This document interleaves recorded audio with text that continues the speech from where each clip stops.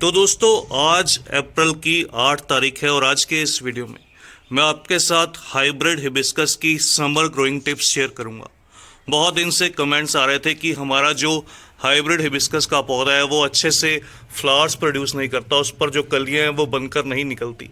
दूसरा, इसकी जो लीव्स हैं वो कुछ येलो रहती हैं। जो भी ये हाइब्रिड हिबिस्कस की वैरायटीज़ रहती है, इनमें जो ख़ास बात रहती है, ये बहुत ज़्यादा गर्मी या बहुत ज़्यादा सर्दी के मौसम को छोड़कर लगभग पूरा साल बहुत अच्छे से फ्लावर्स प्रोड्यूस करती है। क्योंकि अब बहुत ज़्यादा गर्मी की शुरुआत होने लगी है, टेम्परेचर जो है वो 35 डिग्री को क्रॉस करने लगा है।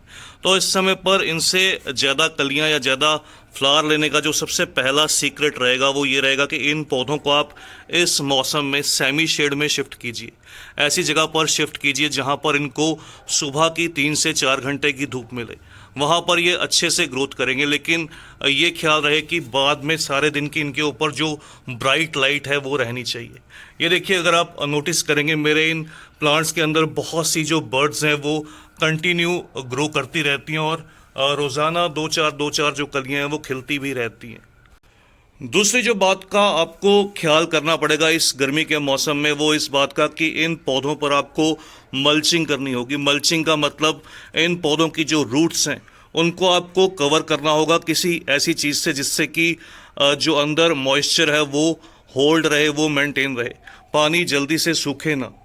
क्योंकि अगर ये बहुत ज़्यादा तेज़ गर्मी के प्रभाव में रहेंगे तो आप नोटिस करेंगे इनके जो फ्लावर्स हैं वो बर्न होने लगेंगे। देखिए, सुबह में फ्लावर खिला था और अभी तक ये बिल्कुल इस तरह से कुछ बर्न होने लगा है। इसकी जो लाइफ है वो कम होने लगती है। इसलिए इस मौसम में इन पौधों की रूट्स की जो मल्चिंग करना, इस तरह से कुछ ड्राई लीव्स से या फिर किसी और चीज़ से जिससे भी आपको सूटेबल लगे, उस चीज़ से आप इन पौधों की मल्चिंग कीजिए। ऐसा करने से इन पौधों की रूट्स को थोड़ी सी ठंडक मिलेगी और इनमें जो मॉइस्चर है वो मेंटेन रहेगा और आपके जो पौधे हैं आप नोटिस करेंगे बहुत हेल्दी से ग्रोथ करेंगे। एक और जो क्वेश्चन निकल कर आता है, आपके जो प्लांट्स हैं इनकी जो लीव्स हैं वो येलो होने लगती हैं या फिर जो बर्ड्स हैं वो बिना खिले गिरने लगती हैं। इसका हालांकि मैंने बहुत बार अपनी पुरानी वीडियोस में शेयर भी किया है क्या रीज़न रहता है। इसका सबसे बड़ा एक तो रीज़न रहता है, इस तरह से मैं आपको शो करता हूँ। ये देखिए, अगर आपको इस तरह से अपने पौधों के ऊपर कुछ चींटियाँ घूमती हुई नज़र आए तो ये सबसे बड़ा रीज़न रहता है बर्ड ड्रॉप का। इस तरह से मिली बग का अटैक होना इन प्लांट्स में इस गर्मी के मौसम में बहुत ज़्यादा एक कॉमन सी प्रॉब्लम है, नॉर्मल सी बात है। दूसरा, इसका जो बड़ा रीज़न रहता है वो रहता है कि न्यूट्रिएंट्स की कमी रहना पौधे के अंदर। अगर आपके प्लांट में पोटेशियम की और माइक्रो न्यूट्रिएंट्स की डेफिशिएंसी रहेगी या फिर कह सकता हूँ कि कैल्शियम की डेफिशिएंसी रहेगी, तो उस कंडीशन में भी आपका जो प्लांट है वो अपनी बर्ड्स को प्रॉपर होल्ड नहीं कर पाएगा और उसकी जो बर्ड्स हैं वो गिरने लगेंगी।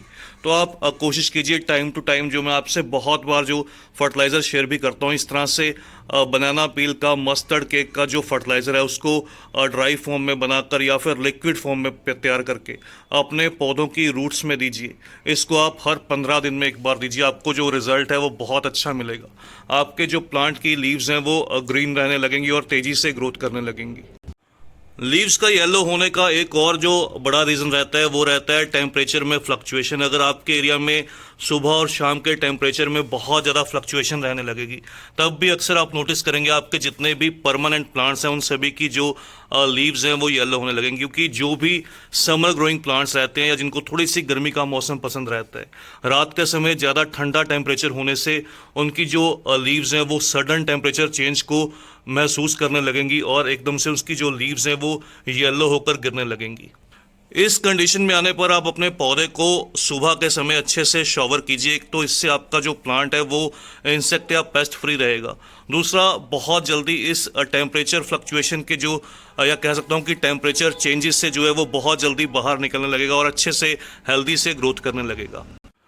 चलिए अब लास्ट में बात करते हैं कि किस तरह से इस मिली बग से हम अपने पौधे को छुटकारा दिलवा सकते हैं ताकि ये अच्छे से ग्रोथ करे, हेल्दी से ग्रोथ करे।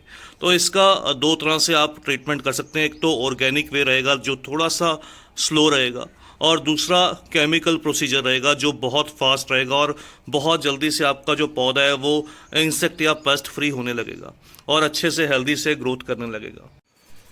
ऑर्गेनिक वे में कह सकता हूँ कि किसी भी मेडिकेटेड सोप का आप यूज़ कर सकते हैं या हैंड वॉश का आप यूज़ कीजिए। इसका केवल क्वार्टर स्पून, चम्मच का चौथा हिस्सा 1 लीटर पानी में आप डिज़ोल्व करके अपने प्लांट्स की लीव्स पर या इस तरह से जो मिली बग्स रहते हैं सभी तरह की बर्ड्स के ऊपर, लीव्स के ऊपर, सभी जगह पर अच्छे से इवनिंग टाइम में, शाम के समय पर स्प्रे कीजिए। और सुबह के समय पर प्लांट को अच्छे से नहला दीजिए, अच्छे से शॉवर कीजिए। तो आप नोटिस करेंगे रोज़ाना या कह सकता हूँ हर 1 से 2 दिन के गैप में ऐसा करने पर आप नोटिस करेंगे कि विद इन अ वीक जो आपका प्लांट है वो हेल्दी रहने लगेगा। लेकिन अगर केमिकल की बात करूं तो केमिकल का जो रिज़ल्ट है वो बहुत ही फास्ट रहता है। यहाँ पर आज मैं यूज़ करने वाला हूँ नुवान का। आप चाहें तो इमीडा क्लोप्रिड का भी यूज़ कर सकते हैं, उसका भी जो रिज़ल्ट है वो बहुत अच्छा रहता है। तो इसका 1 ml 1 लीटर पानी में हम डिज़ोल्व करेंगे और प्लांट को अच्छे से नहला देंगे, अच्छे से शॉवर करेंगे। 1 ml का मतलब है कुछ इस तरह से 4 से 5 बूंदें या 7-10 बूंदें, बस इतना ही हमें इस लिक्विड के अंदर मिक्स करना है और इसको अच्छे से मिक्स कर लेना है। और इसका जो शॉवर है आपको प्लांट पर सभी जगह पर जहाँ पर भी आपको बर्ड्स के ऊपर इस तरह से मिली बग दिखाई देते हैं सभी जगह पर इवनिंग टाइम में कर देना है। तो इसका जो रिज़ल्ट है वो बहुत ही अच्छा निकल कर आएगा। बहुत जल्दी आपका जो पौधा है वो अच्छे से हेल्दी से ग्रोथ करने लगेगा। तो बस दोस्तों, आज के इस वीडियो में इतना ही। जल्द ही मिलते हैं किसी और नए टॉपिक के साथ, किसी और नई वीडियो के साथ। तब तक के लिए bye, happy gardening, take care.